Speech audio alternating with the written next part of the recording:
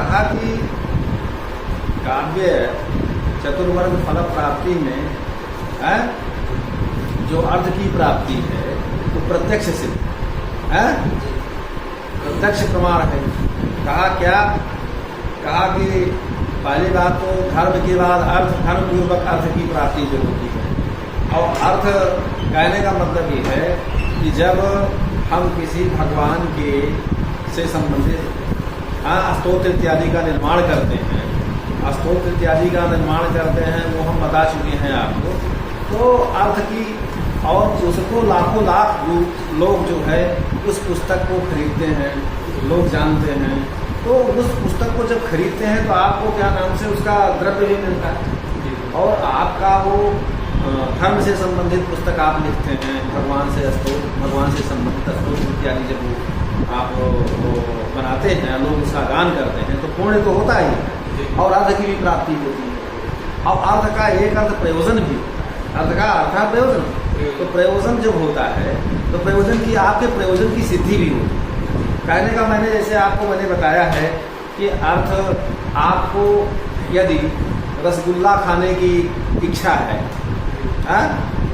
रसगुल्ला खाने की इच्छा है, तो जब जेब में आपके पैसा रहेगा तब न रसगुल्ला खाओगे, तो जब उसका खाओगे तो उसका रसास्वादन आपको मिलेगा, रसास्वादन आप अनुभूत करो, अनुभूति का विषय बनेगा नहीं यार।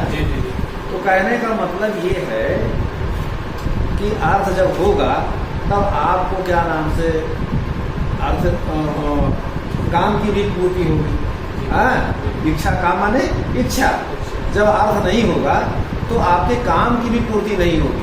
सत्कर्म करने के लिए भी आपको मान लीजिए जैसे कोई अनुष्ठान करना है, भगवान से संबंधित यज्ञ करना है, यज्ञ कराना है, तो वहाँ द्रव्य की जरूरत होती है कि नहीं? तो द्रव्य की जरूरत होती है। काम प्राप्ति से अर्थद्वारा ही काम की जो प्राप्ति है, काम माने इच्छा, सदिच्छा। जब आपके क्या नाम से सदिच्छाओं की पूर्ति तभी होगी जब अर्थ होगा। अर्थ के द्वारा ही वो क्या नाम से काम की प्राप्ति होती है। अभी हम अर्थ पर बात आपसे कर रहे हैं, अर्थ को प्रयोजन भी बताया गया है। अर्थ माने प्रयोजन। इसका क्या प्रयोजन है? प्रयोजन का मतलब यह है कि हमारे जैसे हमारे प्रयोजन की भी सिद्धि होती है चतुर्वर्गों से, अर्थ के द्वारा। अर्थ का मतलब प्रयोजन भी है। कहा भाई आपके प्रयोजन से क्या अभिप्राय है? कहा स्वास्थ्य लाभ आदि। जैसे हमारे यहाँ आयुर्वेद में भी, साहित्य में भी सूर्य शतक है, जैसे मान लीजिए।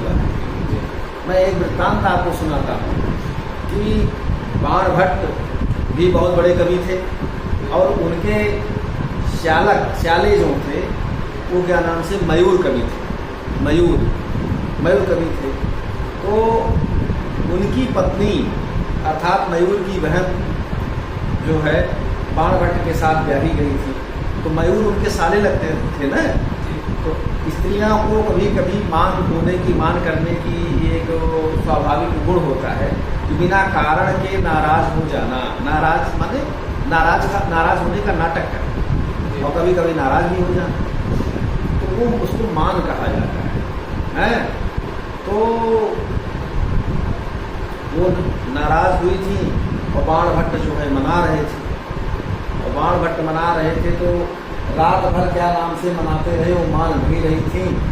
उसके बाद फिर जो है उन्होंने, तो मयूर कवि जो है अपने मतलब बहन से मिलने के लिए वो चल रहे थे। पहले आवागमन के जो साधन थे वो पैदल ही हुआ करते थे।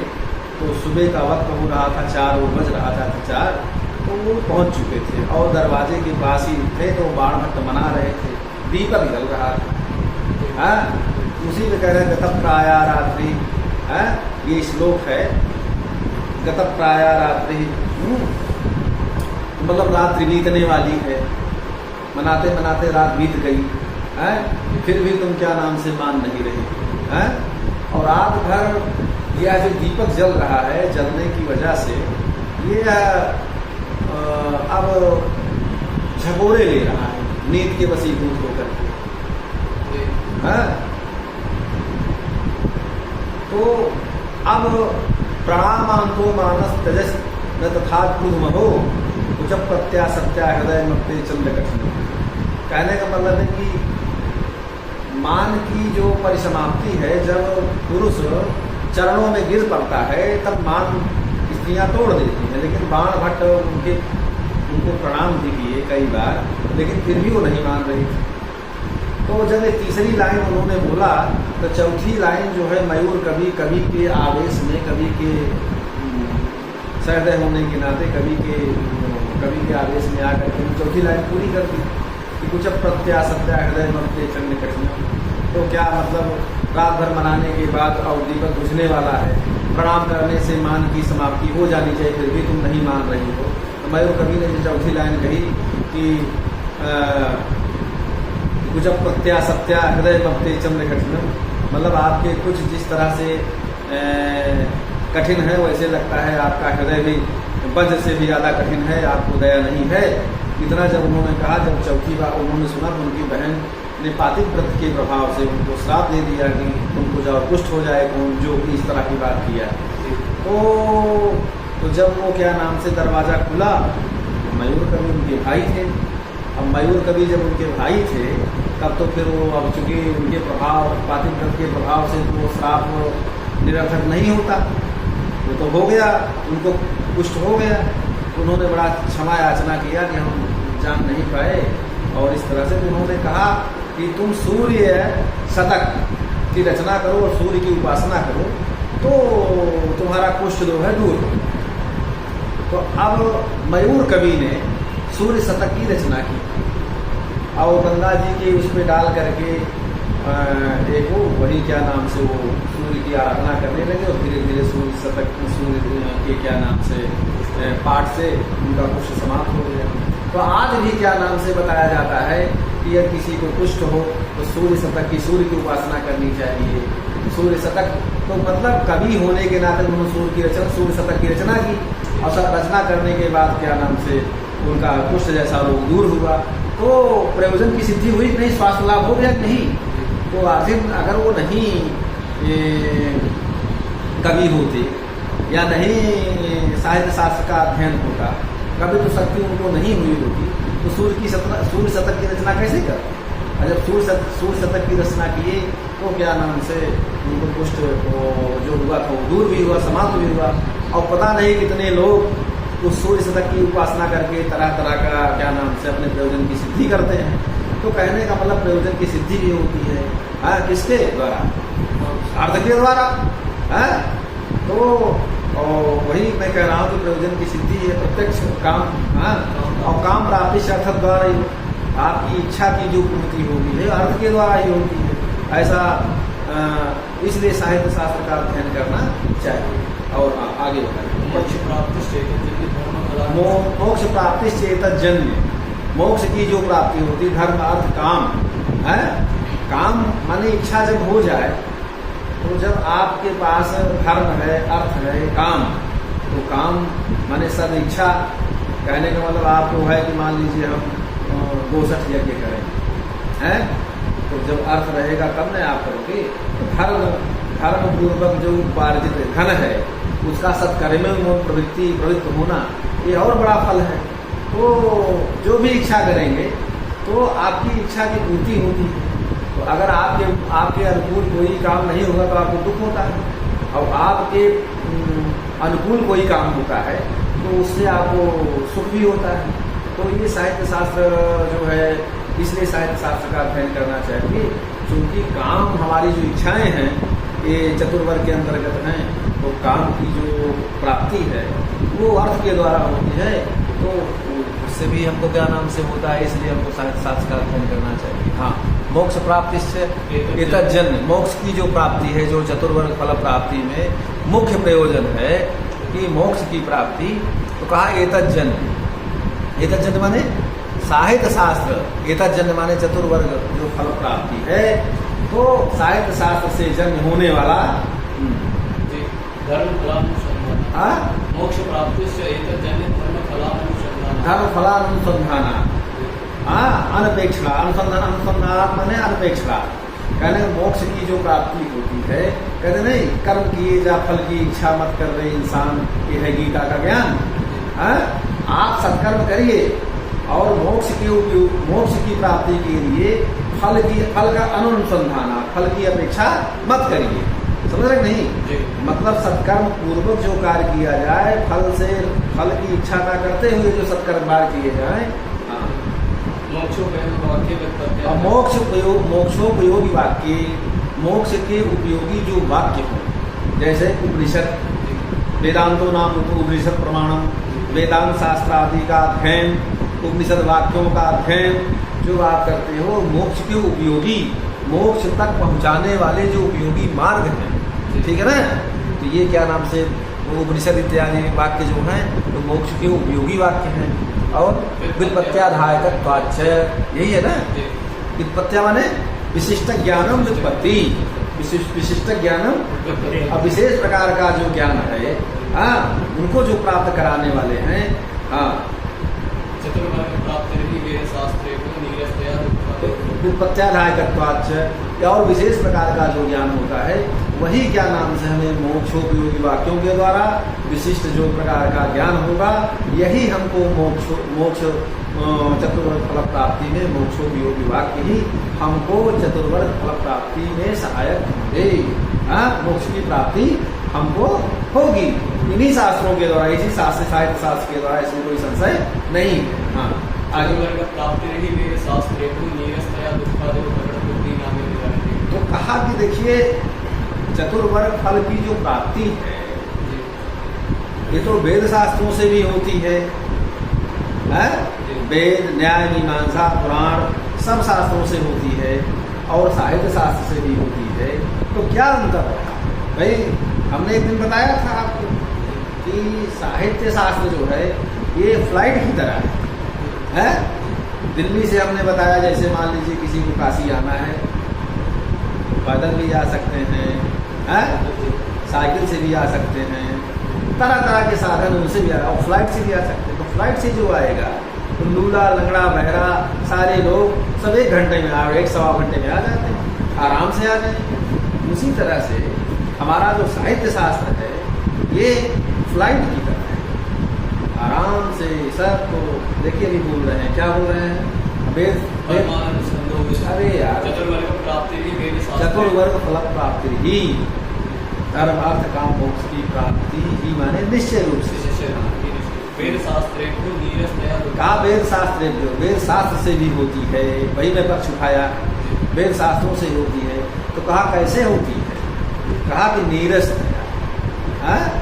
नीरस पूर्वक, कोई रस नहीं रहता, बहुत परिश्रम के द्वारा, जैसे गणित आप पढ़िए या वेद शास्त्रों का अध्ययन करिए तो वेद के मंत्रों को याद करिए आप, लेकिन उसमें कोई रस नहीं रहता है, नीरसतया होती है। चतुर्वर्ग फल की प्राप्ति वेद शास्त्रों के द्वारा नीरस रूप से होती है। और अब कहा नीरस तो होता है ये दुखादेव, बड़े परिश्रम से, बड़े दुख के साथ, क्या नाम से चतुर्वर्ग आसानी से नहीं होती। जैसे पैदल आप चलिए दिल्ली से बनारस आइए तो आराम से आओगे, दुख पूर्वक आओगे, न कोई मजा रहेगा, दुख पूर्वक यहाँ पहुँचोगे। लेकिन फ्लाइट से पहुँचोगे तो पता ही नहीं चलेगा। हाँ, फ्लाइट में नाश्ता लेते हुए 2 मिनट में आप 1 घंटे के अंदर आ जाओगे, बनारस पहुँच जाओगे। उसी दुखादेव परिणत बुद्धि नाम हो जाते। परिणत बुद्धि माने परिपक्व बुद्धि वाले, तीक्ष्ण बुद्धि वाले। हाँ, तो जो बहुत तीक्ष्ण बुद्धि वाले हो, परिपक्व बुद्धि वाले हो, उनको जब क्या नाम से नीरस पूर्वक, दुख पूर्वक मोक्ष चतुर्वर्ग फल की प्राप्ति होती है, तो वेद शास्त्रों के द्वारा ऐसा होता है। लेकिन साहित्य शास्त्र में ऐसा नहीं है। हाँ, परमानंद संदोह, साहित्य शास्त्र परमानंद संदोहजनक, परम आनंद का संदोह माने समूह का जो जनक माने पैदा करने वाला, परम आनंद का जो समूह है, अर्थात साहित्य शास्त्र जो है परम आनंद का समूह, रस शास्त्र जिसे कह सकते हैं। तो कहने का मतलब ये है कि परम आनंद का जो संदोह, जनक माने जन्य जनक भाव संबंध। जैसे पिता जनक होता है, तुम क्या हो? जन्य। तो आपका और आपके पिताजी का क्या संबंध है? जन्य जनक भाव संबंध। हमारा और हम अध्यापन कार्य कर रहे हैं, आप अध्ययन कार्य कर रहे हो, हमारा आपका क्या संबंध है? गुरु शिष्य संबंध। हाँ, देवी जी देवताओं का आप आराधना करते हो। हाँ, और आराध्य कौन है? शिव जी, देवी जी, दुर्गा जी। तो आपका शिष्य और आपका और देवी जी का भगवान शिव का कौन सा संबंध है?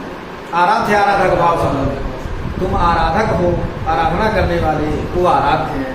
ठीक है, तो बिना संबंध के एक शब्द षष्ठी था कहा गया है। षष्ठी के 100 अर्थ होते। ठीक है, तो यहाँ क्या नाम से, तो जन जनक भाव, परम आनंद का जो समूह, उसका जो जनक, उसको पैदा करने वाला, मतलब परम आनंद का जो जनक, माने उसको परम आनंद को पैदा करने वाला कौन सा है? साहित्य शास्त्र। हाँ, सुखादेव, ऐसा जो साहित्य शास्त्र है उससे चतुर्वर्ग फल की जो प्राप्ति होती है सुखादेव, सुखपूर्वक ही होती है। तो हमने बताया था कि जतो योगार ततो अन्यत्र नियमः, एक दिन बताया था ना। तो कहा कि योग का 3 प्रकार का होता है, अयोग विवच्छेद, अन्य योग विवच्छेद, अत्यंत अयोग विवच्छेद। तो जैसे शंखा एव पांडुरः, शंखा पांडुरः एव भवति, शंखा पांडुरः भवत्येव, ये अत्यंता योग विवच्छेद है। समझ रहे हो नहीं? योगारस विधामतः, तो 3 प्रकार का योगार होता है। अनियमे नियम कारिणी परिभाषा इसी को कहते हैं। तो कहा नियम से क्या होता है? नियम बनाने से। तो कहा कि नियमेन अन्यस्य व्यावृत्ति भवति, नियम से अन्य की व्यावृत्ति होती है। कहा गया है कि बाएं चलना चाहिए, तो बाएं चलना चाहिए का मतलब जब भी चलिए तो बाएं से चलिए, दाहिने नहीं चलना चाहिए, इसका ये मतलब है। नियम बन गया ना कि सबको बाएं से चलना चाहिए। Always keep to the left hand side, तो आप हमेशा बाएं से चलिए, ये नियम बन गया। दाहिने से नहीं चलना चाहिए, तो नियम है। तो नियम बना कि सुखादेव, अर्थात सुख से ही, सुख पूर्वक ही होती है। दुख का रंच मात्र वहाँ लेस ही नहीं है, दुख की सत्ता ही नहीं है साहित्य शास्त्र में। इसलिए साहित्य शास्त्र का अध्ययन करना चाहा क्या है? सुखादेव सुकुमार बुद्धि नाम। और क्या है? कहा कि भैया वहाँ तो तीक्ष्ण बुद्धि वाले जो बहुत तेज तर्राक होते हैं उन्हीं को चतुर्वर्ग फल की प्राप्ति होती है। कहा यहाँ तो सुकुमार बुद्धि नाम है, जो कोमल बुद्धि वाले हैं, सुकुमार बुद्धि वाले हैं, राजपुरुष हैं, राजपुरुष जो हैं, तो वो कोमल बुद्धि वालों को भी सुख पूर्वक ही क्या नाम से चतुर्वर्ग फल की प्राप्ति होती है। वहाँ तो वेद शास्त्रों में नीरस पूर्वक होती है और परिपक्व बुद्धि वाले को होती है। कोई कोई पाता है, सबको नहीं। यहाँ तो सुकुमार कोमल मति वाले, कोमल बुद्धि वाले जो होते हैं उनको भी क्या नाम से चतुर्वर्ग फल की प्राप्ति हो जाती है। और पुनः काव्यादि, काव्य से ही होती है, अन्य शास्त्रों से नहीं होती है। इसलिए साहित्य शास्त्र का हमें अध्ययन करना चाहिए। समझे कि नहीं? ननु तर्हि परिणत बुद्धिभिः सत्सु वेद शास्त्रेषु किमिति काव्ये ननु तर्हि बुद्धि परिणत बुद्धि, ननु तर्हि परिणत बुद्धिभिः सत्सु वेद ननु तर्हि परिणत बुद्धिभिः सत्सु वेद शास्त्रेभ्यो शास्त्रेषु किमिति काव्ये इतना करणीय इत्यमिन वक्तव्यम। समझे कि नहीं? तो पूछ रहे हैं क्या जो परिणत बुद्धि वाले हैं, जो परिपक्व बुद्धि वाले हैं, हाँ फिर समझो। परिणत बुद्धि सत्सु वेद शास्त्रेषु किमिति काव्ये, तो वेद शास्त्रों में किमिति काव्ये इतना करणीय है। तो कहा कि वेद शास्त्रों में क्या उनको यत्न करना चाहिए कि नहीं करना चाहिए, या साहित्य शास्त्र में भी अध्ययन करें कि न करें, तो फिर उनको क्या करने की जरूरत है? तो कहा कि दिन वक्तव्यम, कहा ऐसा आप नहीं कह सकते हैं, ऐसा नहीं कहना चाहिए। क्यों नहीं करना चाहिए? कहा कटकौषधोप समनीयस्य रोगस्य चित्सर्करोप समनीयत्वे कस्य वा रोगिणा शिष्टकरा प्राप्ति साधीयसी न स्यात्। ऐसा वाक्य बोला गया है। कहा कि मान लीजिए आपको कोई रोग हो गया, मान लीजिए आपका कान बहुत दर्द कर रहा है, सो नहीं पा रहे हो, सो नहीं पा रहे हो, रात भर दिन भर परेशान हो। तो कहा कि कोई कहा कि आप चिरायता या कड़वी दवा डॉक्टर के पास गए, आप क्या नाम से पी दिया, जो कि जब आप जीभ पर रखते हो तो पीने में बड़ा कष्ट हो रहा है, हाँ? पीने में बड़ा कष्ट हो रहा है। वो सोचते हो कि भगवान अब क्या करें, कैसे जिए, कि दवा पीना तो और आपको हो गया है, नहीं पी पा रहे हो, उल्टी हो जा रही है, लेकिन किसी तरह पी रहे हो। मरता क्या न करता, जब आदमी परेशान होता है तो सब कुछ करता है। कोई और वहाँ मिल गया, आपको कहा करेगा कान का दर्द तो मैं 2 मिनट में ठीक कर दूंगा, तो आप कहेंगे हाँ भैया बताइए कैसे कर देंगे। कहा आप सफ़ेद जो चीनी आती है उसको लाइए और उसको गुड़ में मिला करके खा लीजिए। तो आप कड़वी दवा खाना पसंद करेंगे कि मीठी और चीनी वाली दवा खाना पसंद करेंगे? हाँ, मीठी चीनी वाला ना, क्यों? कड़वी दवा क्यों नहीं? रोग उससे भी ठीक होगा, रोग इससे भी ठीक होगा। कष्ट नहीं होगा। हाँ, कोई कष्ट नहीं होगा। हाँ, कोई कष्ट नहीं होगा, आनंद भी आएगा, खाने में भी आनंद आएगा, रोग भी ठीक हो जाएगा। आम के दाम, गुठलियों के भी दाम। हाँ, हाँ, तो क्या लिखा? पूरा बोलना। कहा कट औषधोपशमनीय से, कहा कट माने कड़वी औषधि के द्वारा यदि रोग का शमन हो जाए, और कहा सित माने सफेद चीनी के द्वारा, सफेद चीनी के द्वारा जो औषधि बनाई जाए, उस औषधि के खाने के बाद भी रोग की समाप्ति हो जाए। तो कस्यवा रोगेण शिरशर्करा प्रवृत्ति साधीयसीनस्या, कौन सा ऐसा रोगी होगा कि जो सफेद चीनी वाली औषधि को खाने में किस रोगी की प्रवृत्ति नहीं होगी। अर्थात सभी आदमी चाहेगा कि हम वो तो सफेद चीनी वाली जो औषधि है हम उसी को खा करके रोग अपना ठीक कर लें। तो कहने का मतलब रोग के शमन के लिए भी कड़वी सी कड़वी दवा खाने में भी रोगी हिचकिचाते हैं। उसी तरह से वेद शास्त्र इत्यादि जो है ये संसार रूपी भव रोग को पार तो करते हैं, लेकिन कड़वी दवा की तरह है। लेकिन हमारा साहित्य शास्त्र जो है सिद्ध शर्करा, सफ़ेद देखने में भी सुंदर लगता है और खाने में भी मीठा लगता है, इस तरह की जो औषधि साहित्य शास्त्र है, तो ऐसा कौन सा इस संसार को पार करने वाला रोगी है जो जिस रोगी की प्रवृत्ति साहित्य शास्त्र पढ़ने में नहीं होगी। अर्थात यह मीठी दवा के समान है। इसलिए साहित्य शास्त्र का हमको अध्ययन करना चाहिए। चतुर्वर्ग फल प्राप्ति में इतना बढ़िया, इतना सरल उपाय साहित्य शास्त्र से बढ़ करके कोई और शास्त्र नहीं है। इसलिए हमें साहित्य शास्त्र का अध्ययन करना चाहिए। कहा कि ये बात आप अपने से कह रहे हो या और कहीं इसका प्रमाण है? एक जने ले लेन तलवार, कहन हमें आला मई उदल, अपने मुहे जे करे बड़ाई इंद्र होई छोट होई जाई, अपने माठा को पातर क्यों ना कहा। तो आप ही इस बात का वर्णन कर रहे हैं कि साहित्य शास्त्र ऐसा करता है, वेद शास्त्र से ऐसा होता है। इसका कोई और प्रमाण है कि केवल आप अपने से ही वर्णन कर रहे हैं? ये तो वेद शास्त्र वाले भी यही कहेंगे। कहा नहीं, ऐसी बात नहीं। कहा कि हाँ, किंच, क्योंकि काव्यस्य उपादेयत्व, काव्य की जो उपादेयता है, उपादेयता माने उपयोगिता, इसे कह सकते हैं। काव्य शास्त्र पढ़ने की जो उपयोगिता है या उपादेयता है वो अग्नि पुराण में भी कही गई है। काव्य शास्त्र के वैशिष्ट की जो उपयोगिता है केवल हम ही नहीं कह रहे हैं, काव्य अग्नि पुराण में भी इसका वर्णन किया गया है। हाँ,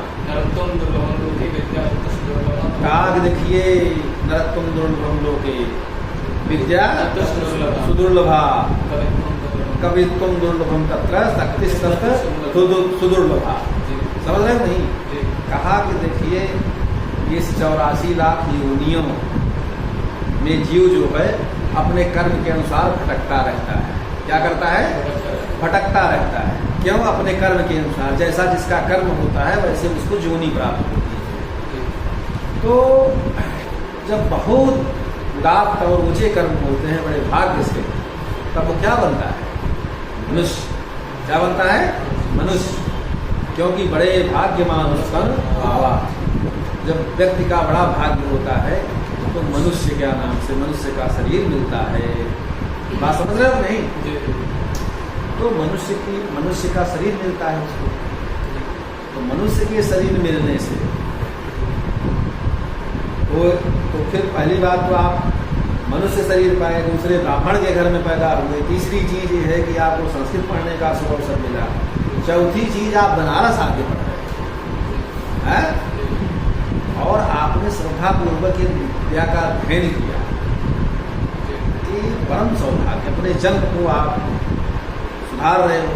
हमने एक दिन वो बताया था कि स्वर्ग और मोक्ष का, इसमें हम बता चुके हैं कि अभी नहीं? इसमें बता चुके हैं नहीं, स्वर्ग और मोक्ष का नहीं था। वो बताए भी शायद नहीं हो पाया था।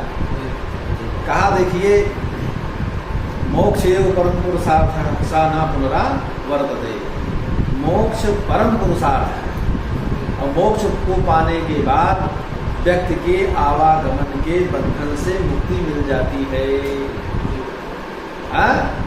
लेकिन कहा कि भैया स्वर्ग को कुछ लोग मोक्ष समझते हैं, मोक्ष को ही स्वर्ग समझते हैं। कहा ये उनका समझना भ्रम है, ऐसी बात नहीं है। जैसे हमने एक दिन उदाहरण दिया आपको, कोई पैसे वाला व्यक्ति जब बनारस आता है तो 1 महीने मान लीजिए उसको बनारस में रहना है, तो रेडिसन होटल, क्लार्क होटल या ताज होटल में जा करके वो 1 महीने का पैसा जमा करता है। हाँ? और अपना टहलता घूमता है, आनंद लेता है। लेकिन जब 29 दिन पूरा हो जाता है, 30वें दिन जब उसका अंतिम होता है, तो वहाँ का वो रिसेप्शन का आदमी कहता है कि कल आपका समय कितने बजे कमरा खाली कर देना, क्योंकि आपका समय समाप्त। तो यदि आपको और रहना है तो और पैसा जमा करिए, और नहीं तो फिर आप कल इतने बजे आपको कमरा छोड़ देना। ठीक उसी तरह से स्वर्ग है। स्वर्ग जो है हमारे संचित कर्मों का पुण्य है। तो हमारा संचित जितना कर्म होता है उतना हम स्वर्ग लोक में जा करके उसका आनंद लेते हैं, भोगते हैं। और जो हमारा पुण्य भोगने से खत्म हो जाता है पैसे की तरह, तब हम छेड़े पुण्य मर्द लोकम प्रसन्नति, इस प्रवेशने धातु है। जब हमारा पुण्य छीण हो जाता है तब हम फिर मृत्यु लोक में आकर के उत्पन्न होते हैं। समझ रहे हो नहीं? तो इसीलिए हमें स्वर्ग नहीं चाहिए। जो लोग कहते हैं स्वर्ग ही मोक्ष है, वो भ्रमित है। स्वर्ग और मोक्ष में अंतर है। तो इसीलिए मोक्ष को परम पुरुषार्थ कहा गया है। स्वर्ग पाने के बावजूद भी आपको संसार के आवागमन में से मुक्ति नहीं मिल सकती, लेकिन मोक्ष पाने के बाद फिर आपको आवागमन के बंधन में नहीं आना पड़ेगा। जन्म और मृत्यु के बंधन से छूट जाएंगे, मुक्त हो जाएंगे। तो इसलिए मोक्ष एवं परम पुरुषार्थ है, इसलिए मोक्ष को परम पुरुषार्थ। तो मनुष्य ही भगवान ईश्वर की सबसे उत्तमोत्तम कृति है, सृष्टि है वो। तो अब हम लोगों को मोक्ष पाने का भगवान ने बड़ा अच्छा सुअवसर दिया है। हाँ? तो सत्कर्म करके हम एक चतुर्वर्ग फल की प्राप्ति करें और अपने जीवन को सार्थक बनाएं। यही इसका उद्देश्य है। कहा नरत्वम दुर्लभम लोभे, इस संसार में मनुष्य होना दुर्लभ। दुर्लभ क्यों कहा? मतलब बड़े आसानी से जो प्राप्त न किया जा सकता हो उसको दुर्लभ चीज कहते हैं। दुर्लभ है तो बड़े भाग्य से, बड़े परेशानी से, बड़े सत्कर्मों से यह पुण्य आपको मिला हुआ कि आप मनुष्य योनि में यहाँ आए हुए हैं। मनुष्य में योनि में आ करके फिर क्या किए आप? बहुत से मनुष्य योनि में आ करके भैंस चराते हैं, कसाई का काम करते हैं, निंदनीय काम करते हैं, जो नहीं करना चाहिए वैसे कामों को भी करते हैं। तो अपना जीवन वो व्यर्थ में गंवा रहे हैं और अपनी काबिलियत समझते हैं। तो हम ऐसा न करें, इसलिए साहित्य शास्त्र का अध्ययन करें। क्या? नरत्वम दुर्लभम लोके, और विद्या तत्र सुदुर्लभ। और मनुष्य जब हुए तब हम संस्कृत रूपी पवित्र विद्या का अध्ययन करने का हमको अवसर मिला। तो विद्यावान होना तो अत्यंत दुर्लभ है। क्या है? अत्यंत दुर्लभ है। वो तो और कठिनाई से प्राप्त होता है। मनुष्य होने के बाद भी लोग विद्या सबको नहीं आती, बड़े भाग्य से, क्या नाम से, विद्या का अध्ययन करने का अवसर मिलता है। और जब बड़े परिश्रम से श्रद्धा और विश्वास पूर्वक जब हम गुरु के सानिध्य में रह करके विद्या अध्ययन करते हैं तब हम विद्यावान बनते हैं। कहा कि श्रद्धा क्या है? कहा वेदांत सार में लिखा सदानंद यति ने, गुरु उपदिष्ट वेदांत वाक्य से विश्वास श्रद्धा। गुरु के द्वारा वेदांत वाक्यों में बताए गए वाक्यों में विश्वास करना ही श्रद्धा है। समझ रहे हो? तो इसीलिए विद्या तब दुर्लभ, उस पर भी विद्यावान होना अत्यंत दुर्लभ। समझे? विद ज्ञाने धातु से विद विचारणे, विद ज्ञाने विद विचारणे और विद लाभे, इससे विद्या शब्द बनता है। क्या प्रत्यय करने से, क्या प्रत्यय करने से विद्या शब्द बनेगा। समझ रहे हो? और उसके बाद विद्यावान होने के बाद कवित्व से, विद्यावान ज्ञानवान होने के बावजूद भी सब में कवित्व शक्ति नहीं आती है। वो तो और दुर्लभ है, वो और दुर्लभ है। कहा ना कि उसना भार्गव कवि, पहले उसना भार्गव और कवि के नाम से किसको कहा जाए? शुक्राचार्य। कवि की पदवी सबको नहीं मिलती है। कवि उसको नहीं कहते हैं कि केवल हंसी और मजाक का वह विषय बने, उसमें उचित उपदेश का भी मर्म होना चाहिए। समझ रहे हो? नहीं, कवि वह है जो उचित बातों को समाज के सामने प्रस्तुत करे और मर्मपूर्वक बातों को कहे, वो कवि का विषय है। जहाँ ऐसे नहीं कहा जाए जहाँ न पहुँचे रवि वहाँ पहुँच जाए कवि। तो कवि क्रांतदर्शी है, कवि जो है क्रांतदर्शी होता है। कवि में ये शक्ति होती है। ऐसे नहीं कहा, कवि किसको कहा? कवि माघे काव्य सुमाघ कवि कालिदास। कवि की पदवी जो है कालिदास को मिली है। तो कवि बड़े भाग्य से वो पदवी मिलती है। कवि होना परम सौभाग्य का विषय होता है, सभी को नहीं मिलती कविता। सबको जो सहृदय होता है वही कविता के मर्म को समझ सकता है और वही कविता के आनंद को ले सकता है। और कवि होना भगवान की बड़ी कृपा है। समझ रहे हो ना? तो कहा कि भाई ठीक है, कवि जो है होना तो बड़ा कठिन काम है, बात तो सही है। तो कवि जो है, कवित्व शक्ति जो है कैसे आती है? कहा कि देखिए, भगवान की कृपा हो, अपना अभ्यास हो, व्युत्पत्ति हो, समझ रहे, निपुणता हो, ये सब चीज़ें, प्रतिभा भी उसमें कारण है। पंडित राज जगन्नाथ ने कवित्व शक्ति के प्रतिभा को कारण माना। आचार्य मम्मट ने शक्ति, निपुणता, लोक शास्त्रार्थ वेक्षणा काव्य की शिक्षाभ्यास हेतु तदुद्भव, काव्य निर्माण के प्रति 3 को हेतु बताया। अभ्यास, निपुणता और शक्ति। तो कहा कि इसलिए जो है वो हम बता रहे हैं कवित्वम दुर्लभम तत्र, उस पर भी कवित्व होना दुर्लभ है।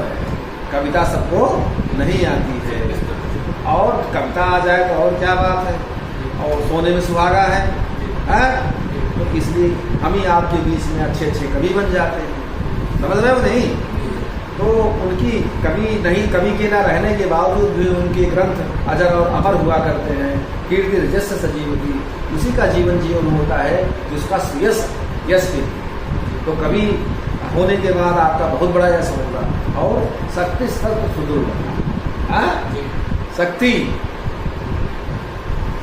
कहा कि देखिए, अज्ञानता में यदि किसी बीज को बो दोगे ऊसर में, बहुत अच्छा बीज है, और बहुत बड़े आदमी से उसको बुआ दोगे तो जामेगा?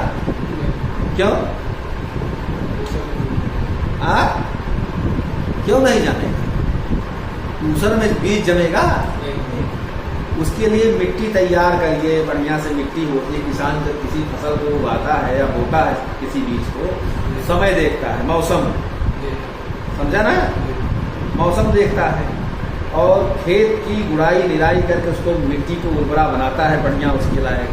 और अच्छे बीजों को, जो मरे नहीं होते हैं, ऐसे बीजों का चुनाव करके उस समय जब वपन करता है तब फसल उगती है। जी हाँ, जी ऐसे उगती है। जी तो वो जो है, और उसमें चाहे बहुत गुणवान बीज का वपन करे और चाहे क्या नाम से सामान्य व्यक्ति करे, तो अगर पानी और समय समय पर पानी, सिंचाई, देखभाल सारी चीजें करता है तब फसल तैयार होती है ना। जी उसी तरह से उसमें जब शक्ति रहेगी तभी तो बीज उगेगा। जी हाँ, शक्ति कवित्व बीज रूप है। शक्ति क्या है? शक्ति जो है कवि की, कवित्व शक्ति का, शक्ति क्या है? शक्ति कवित्व बीज रूप है। कवित्व में जो शक्ति है, शक्ति जो है कवि की, वो बीज रूप से है। जी शक्ति कवित्व बीज रूप है। जाम बिना काव्यम न प्रसरे, समझ रहे हो ना? शक्ति के बिना, जाम माने शक्ति बिना, शक्ति के बिना काव्य का प्रचार प्रसार नहीं होता, काव्य का निर्माण ही नहीं हो सकता है। शक्ति अगर होगी तभी काव्य का निर्माण आप कर सकते हो। अब कहा मान लीजिए कोई जोड़ तोड़ करके बना ही ले, है तो कहा प्रसिद्धम बाबू भाषणीय, जोड़ तोड़ करके आप कविता बना भी लोगे तो वो उपहासनीय होगी, हास्य का विषय बनेगी। है इसीलिए जो है कवित्व शक्ति में क्या, कवि बनने में शक्ति की विशेष भूमिका होती है। ठीक है ना? तो इसीलिए शक्ति दुर्लभा, शक्ति तो शक्तिवान होना, शक्ति संपन्न होना कवित्व के साथ, ये अत्यंत दुर्लभ चीज है, अत्यंत सुदुर्लभ है। ठीक है ना?